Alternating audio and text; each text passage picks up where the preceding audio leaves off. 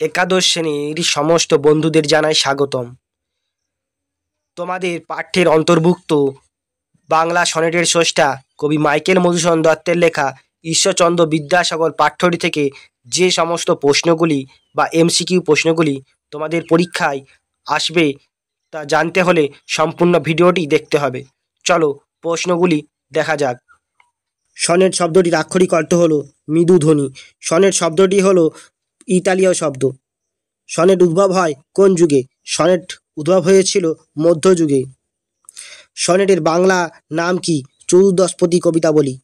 চতুর্দশপদী নামকরণটি কে করেন? মধুসূদন দত্ত। সনেটের স্রষ্টা কাকে বলা হয়? পেত্রাককে।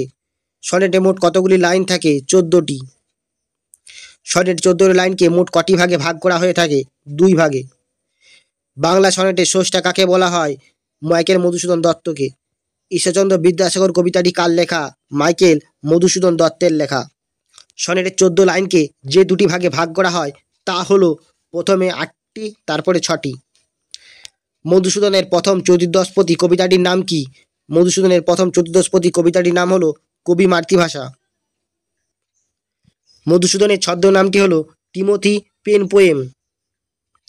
চতুর্দশপদী কবিতাবলী লেখা হয় যে ছন্দে তা হলো অমিত্রাক্ষর ছন্দে লেখা হয় থাকে। নিচে কোন সনেটটি মধুসূদনের নয়? সেটা হলো এষা। মধুসূদন তার স্ত্রী বিয়োগকে কেন্দ্র করে যে চতুর্দশপদী কবিতা লেখেন সেটি হলো সমাধি সলিল। সনেট 50 গ্রন্থটি রচয়িতা হলেন প্রমোদ চৌধুরী। সনেট শতক গ্রন্থটি রচয়িতা হলেন সুফি মোতাহার হোসেন। মধুসূদন তার সনেটের কোন রীতি অনুসরণ করেছেন? পেত্রাকীয় রীতি। সনেট আসলে একটি নির্দিষ্ট রূপাকৃতির গীতি কবিতা। 14 লাইনের সনেটকে যে 8-6 লাইনে ভাগ করা হয়ে থাকে তার প্রথম 8টি লাইনকে বলা হয় অষ্টক। 14 লাইনের সনেটে যে 8-6 লাইনে ভাগ করা হয়ে থাকে তার শেষ 6টি লাইনকে বলা হয় ষষ্ঠক।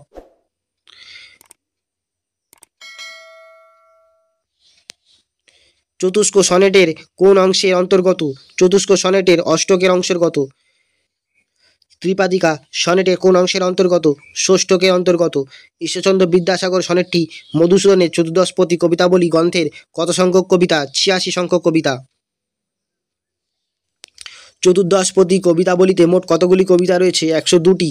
চতুর্দশপদী কবিতাগুলি মধুকবি কোথায় বসে লিখেছেন? ফ্রান্সে। মধুসূদনের চতুর্দশপদী কবিতা গ্রন্থটি কার হাত ধরে প্রকাশিত হয়? সেটি হলো ঈশ্বরচন্দ্র বসুর হাত ধরে। চতুর্দশপদী কবিতাবলী গ্রন্থটি প্রকাশিত হয় স্টেনহোপ টেপ থেকে। মধুসূদন তার ছদ্মনাম যে বইতে লিখেছেন সেটি হলো এ vision of the past captive lady. যে কবিতাটি মধুসূদনের বাংলা কাব্য জগতের সনেটের শিরোপা দিয়েছেন সেটি হলো মেঘনাদবধ কাব্য। অলি কুনাঠ্যরঙ্গে কথাটি হলো মধুসূদনের।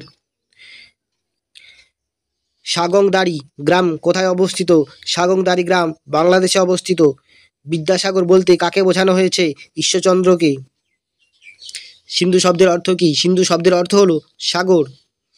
করুণা সিন্ধু বলতে অপার করুণা যারকে বোঝানো হয়েছে। ঈশ্বরচন্দ্র বিদ্যাসাগর কবিতায় করুণা সিন্ধু বলতে বোঝানো হয়েছে বিদ্যাসাগরকে। সেই জানে মনে, এখানে সেই বলতে কবি কাকে বুঝিয়েছেন? কবি দারিদ্র্যরূপী কবি নিজেকে বুঝিয়েছেন। দিনের বন্ধু বলতে কাকে বোঝানো হয়েছে? গরিব বন্ধুকে। ঈশ্বরচন্দ্র বিদ্যাসাগর কবিতায় দীনবন্ধু হলেন ঈশ্বরচন্দ্র বিদ্যাসাগর। হেম শব্দটির সমার্থক শব্দ হলো সোনা। আদ্রি শব্দটির সমার্থক শব্দ পর্বত। হেমাদ্রি বলতে বোঝানো হয়েছে বিদ্যাসাগরকে। হেমাদ্রি শব্দের আক্ষরিক অর্থ হলো স্বর্ণাভ পর্বত। হেমকান্তি বলতে কি অর্থ বোঝায়? হেমকান্তি বলতে স্বর্ণময় দ্বীপকে বোঝায় বা দীপ্তিকে। হেমাদ্রি হেমকান্তি বলতে কবি যা বোঝাতে চেয়েছেন তা হলো বিদ্যাসাগরের তীক্ষ্ণ জ্ঞানবেত্তা ও হৃদয়বোধকে। প্রভা ও রাশি শব্দ দুটি কোন শব্দের সমার্থক শব্দ? কিরণ শব্দের সমার্থক শব্দ। কিন্তু ভাগ্য বলে পেয়েছে মহাপর্বতে, এখানে মহাপর্বত বলতে বোঝানো হয়েছে ঈশ্বরচন্দ্র বিদ্যাসাগরকে। ভাগ্য বলে মহাপর্বতকে লাভ করেছেন মাইকেল মধুসূদন দত্ত। প্রদত্ত কোন শব্দটি সোনা শব্দের সমর্থক? সোনা শব্দের অর্থ হলো কনক। সুবর্ণচরণ কথাটি কবিতায় ব্যবহৃত হয়েছে যে অর্থে, সেটি হলো উদার আশ্রয় অর্থে। যিনি পর্বতকে পেয়ে তার চরণে আশ্রয় করে নেন তিনি হলেন ভগবান। ঈশ্বরচন্দ্র বিদ্যাসাগর কবিতায় রূপকার্থে কবি গিরিশের সাথে তুলনা করেছেন বিদ্যাসাগরকে। গিরিশের গুণ সম্পর্কে কে ওয়াকিবহল? চরণে আশ্রয় প্রার্থীরা। ঈশ্বরচন্দ্র বিদ্যাসাগর কবিতায় কোন সুখসদনের কথা বলা হয়েছে? এখানে হিমালয়ের সুবর্ণচরণে আশ্রয় নেওয়াকে সুখসদনের কথা বলা হয়েছে। তার সে সুখ সদনে এই রূপের অন্তরালে কবি কি বলতে চেয়েছেন? কবি বলতে চেয়েছেন বিদ্যাসাগরের আশ্রয়ে দুঃখ মুক্তির কথা। কিঙ্করী শব্দের অর্থ হলো দাসী। কে বাড়ি দান করেন? পরিচ্ছন্ন নদী। কিঙ্করীর সাথে কবি কার তুলনা করেছেন? স্বচ্ছ নদীর তুলনা করেছেন। পরম আদরে অমৃত ফল যোগায় কারা? দীর্ঘশির তরুদল। তরুদল কি রূপ ধরে অমৃত ফল যোগান দেয়? দাস রূপ ধরে। পরিমল শব্দটির অর্থ হলো সুগন্ধযুক্ত বাতাস। কারা পরিমল দ্বারা 10 দিশ ভরে তোলে? ফুলকুল। তরুদল কিভাবে অমৃত ফল যোগায়? পরম আদরে। শীতল শাসী বলতে কি বোঝানো হয়েছে? শীতল বাতাসকে বোঝানো হয়েছে। শীতল শাসী ছায়া দান করে কে? বনেশ্বরী।